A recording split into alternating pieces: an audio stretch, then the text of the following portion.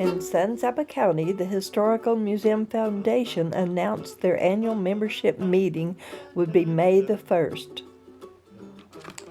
The San Saba News came out with the information that artist Jane Fels Malden would speak at the San Saba Museum's annual meeting. She is shown with her oil painting, Spring Countryside in Texas. She will share memories of her early years in San Saba, her art, and the interesting and surprising twists and turns her career has taken. Jane received her BA degree from Baylor University and a master's in art at Texas A&M Kingsville. Her art can be seen on the internet under the website Jane Fels Malden.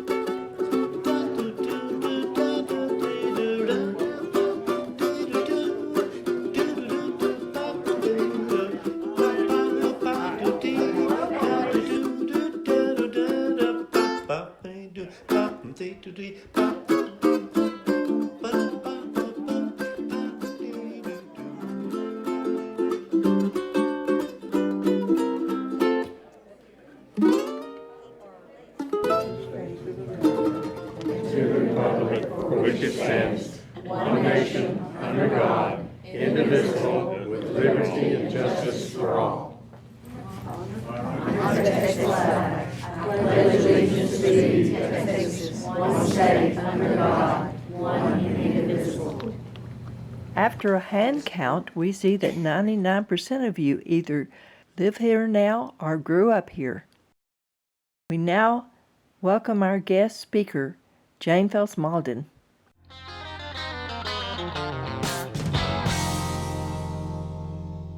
Did you know that in San Saba schools we did not have sex ed?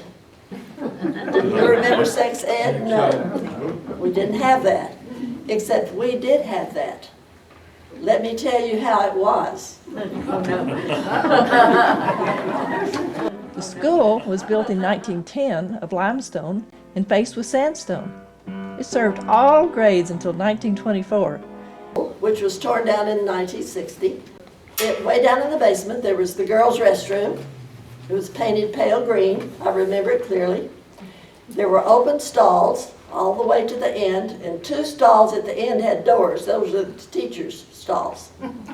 Written on the walls going into the restroom, full-size pencil drawings of what you have to do to have a baby. It was in full description, written also, with the drawings of what positions you have to get in to get pregnant. So out on the merry-go-round, Ada, Sue, Eleanor, and Chris all said, we don't know what that means. They said, if you have to do that, we're never going to get married. We're never going to have a baby. And I said, there must be more to that than just those batteries. Okay, did anybody else see that on the wall? You don't remember? They said, your dad, Homer Vick, he went to medical school and then dental school. He would know this. Go home, don't ask your mom. It would embarrass her. Go home and ask your dad if that's true. And if it's true, we're never doing that. So I said, okay, I'll go home and ask him. Is this too much for y'all? I don't know who drew it. Maybe a teacher did. Because no teacher removed it. Surely they saw that on the wall when they went down to their stalls. Have you painted it? I haven't painted it. No. I wouldn't tell you if I did. So I went home and my dad was up on a ladder. He was budding and grafting or doing something to a pecan tree, the way we always did. And I said, Daddy, I have to ask you a question. And I said, I really just need to know this because I need to go back and tell my friends if it's true or not. So I described to him what the picture showed. And he starts laughing. And I thought he was going to fall off the ladder. It was so funny. He got down to the bottom of the ladder. And I said, tell me, Daddy, is that true? Is that what you have to do to have a baby? And he said, well, yes, but it doesn't have to sound awful. And I said, well, why would you do that? He said, well, because it's fun.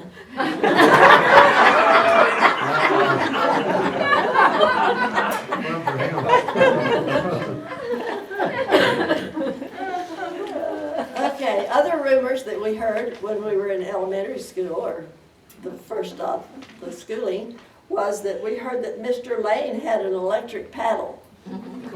He was the principal of the 8th grade. Is that true? No, I don't think so, but we all believed it. No, it was hardwood. Sounds like he knows. How would he know? Do you remember when we had the water tower, of course, Yeah. right here, that said, "Go Dillos"? Do you remember what happened to it when it was still standing? Well, we seem to have sort of a rivalship with Goldthwait. And so, according to the rumor, in the middle of the night, some Goldthwait boys came over with a bucket of purple paint. They climbed the water tower, and I'm so naive, I didn't know what this meant until college. But anyway, I heard that what they did was they climbed up to the top of the water tower, and they changed "Go Dillos" to "Go Dildos." All you would have to do is change that one L to a D. And I thought dildo was just a silly person. I didn't know what it meant.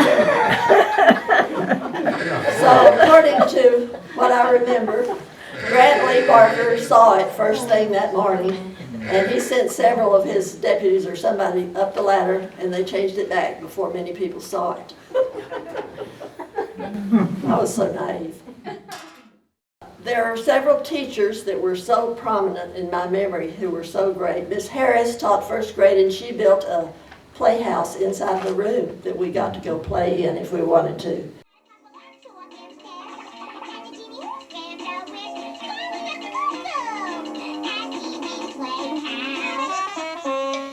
And of course, Miss Hattie Taylor was wonderful. She was our second grade's favorite teacher. And then some teachers that sort of benefited me and pushed me forward into artistic directions were Miss Ruth Jones. She had me do some sketches of all the seniors on the group that were to be the annual committee. Well, I think that was my first push toward doing portrait work. The other teacher that I have to give credit to was Mr. Cunningham, and he was the annual sponsor when I was a senior. And he had me make drawings for the beginning sections in the entire 58 annual, and I have it over there, and I thought, did I really do all those drawings? So I looked closely with a magnifying glass and found I had put my name in there. Yeah, I did those. So those were a couple of people who really encouraged me and helped me along. I remember something that we did when we were maybe 10 years old. Geraldine and Mary were probably involved. And this was, we rode our bicycles all over town. I don't know that kids are allowed to do that anymore. It may be dangerous in some cities. So we rode our bicycles around town. And this was back before the courthouse was air conditioned, I guess, because the ground floor doors were always open. So we could ride our bicycles right through the courthouse. You don't get to do that now. Reading some of my older diaries just for some information to remind myself. When I was 12 years old, I wrote in my diary, I drove Mother's car all the way over to Elder Van Cleef's house and all the way back and didn't hit a single car.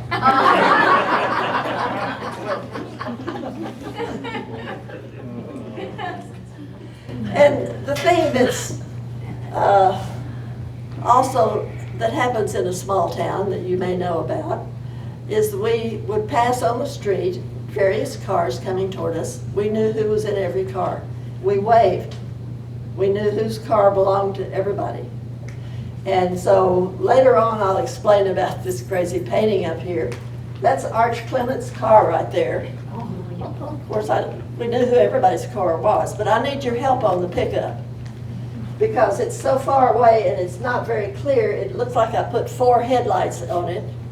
So it has to be a 50s era, maybe. It's old McDonald. Old McDonald. Other things that happen that don't happen nowadays is phone numbers. Of course, a lot of people had party lines out in the country, and in town, our phone number was 314. Uncle Richard Phelps, John Phelps' number, 31, and Uncle Fred, the Farley's number, was 30. Well, sometimes we would get a call, and they miscalculated the numbers because 314, 30, and 31 are pretty similar. So I remember in high school, I answered the phone at home, and the person on the other end of the line told me his name, and he said, "Is this Dr. Phelps? Is Dr. Phelps there?" And I said, "No, he's not here. I could take a message." So he told me the message and said, "Please pass this on to Dr. Phelps," and he told me again his name. He said, "Tell him that he was right in his guess. I do have syphilis." And it was a boy from Bend, and he was in my class, or in high school at the time, and I promise you, I could not look him in the face walking down the hall. And other things that were, I thought everybody did. I found out later they didn't. When I was 8 years old, we took a meal to my dad working at the office late, and we were sitting out in the other room, and I could hear him in the lab laughing, and I thought, what's funny? So I went in there, I said, I was 8 years old. I said, "Daddy, what's funny? What are you laughing at?" He said, "I'm reading your diary." And I said, "Well, you can't read it. I wrote it in code so Mary couldn't read it." Well, the code was, I was left-handed, I could write mirror image. So I had written the whole thing backwards, and he had his little dental mirror, and he's reading it. Okay, I have a question here. 5% of the population supposedly are lefties. How many in this room are left-handed? One? Two. It makes us very special. Well, I'm two, yeah. Because we see things, and my dad said, "It's okay because my medical background tells me you're right and left-brained, and you're a little of both. So you can see everything from either direction." Well, it is peculiar because if I'm driving and Larry's riding and he'll say, "Turn left," I have to really stop to think, which does he mean? Now, I don't know what effect that has had on when I design a piece. It may have some effect on that. I'm not sure, but I'll show you some examples that are really weird. Do you remember Charles Floyd Bearden? Yeah. But he got in touch with me through the internet and had me do this painting. This is an oil painting of his 3 kids in a San Saba scenery. That's neat. It was so much fun to do this one. And my left-handedness came up in this one, and I got corrected. I had made one of the boys holding the rope in his left hand. So I sent Charles Floyd a picture of this painting, and he wrote back and said, "No, he's not left-handed." So I changed it.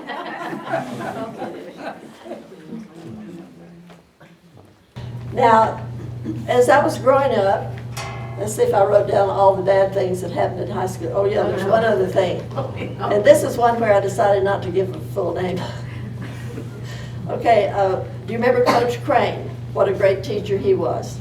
And he taught algebra. And I remember being in Coach Crane's class. And one day, this was when we had blackboards and we used white chalk, remember? Okay, he had us in the room, all scattered around the room, working on the board to do some algebra work. And he could watch to see if we needed any help. Well, suddenly, in the middle of class, he called whoever was standing next to me, a boy, he called him out into the hall, and we heard 5 licks out in the hall. The boy came back in, and class went on, and it ended. Later, I found out the reason the boy got 5 licks. Can you imagine what it was?